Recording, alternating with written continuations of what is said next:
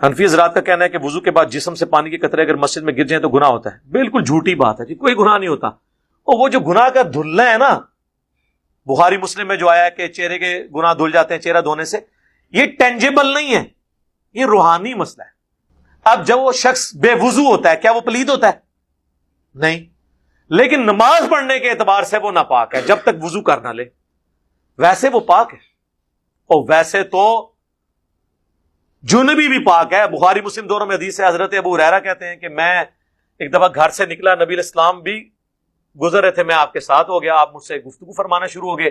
مجھے اچانک یاد آیا کہ میں تو بے غسلہ ہوں، میں حضور مجھ سے باتیں کر رہے ہیں اور میں آہستہ آہستہ پیچھے ہوا، کھسک گیا، غسل کر کے واپس آیا. حضور نے کہا تو کدھر پیچھے سے نکل گیا تھا؟ کہ یا رسول اللہ میں ناپاک تھا. آپ نے فرمایا مومن تو کبھی ناپاک ہی نہیں ہوتا.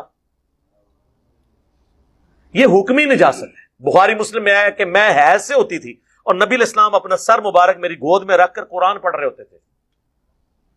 صحیح مسلم میں حدیث ہے، نبی علیہ السلام اعتکاف میں تھے، بسترا مانگا، اما عائشہ کہتی ہیں یا رسول اللہ میں حیض سے ہوں. آپ نے میں حیض تیرے ہاتھوں میں گھس گیا. یہ حکمی نجاست ہے. حقیقی نجاست صرف وہی خون ہے، اور وضو والا معاملہ تو وہاں تو ہے ہی ساری کی ساری حکمی نجاست ہے. لہذا یہ جو وضو کا پانی ٹپک رہا ہوتا ہے یہ ناپاک نہیں ہوتا، اور نہ اس میں گناہ دھلتے ہوئے کسی کو نظر آتے ہیں، جو حضرت تقی عثمانی صاحب نے فرمایا تھا، جن کے میں ٹخنوں کے بھی برابر نہیں ہوں.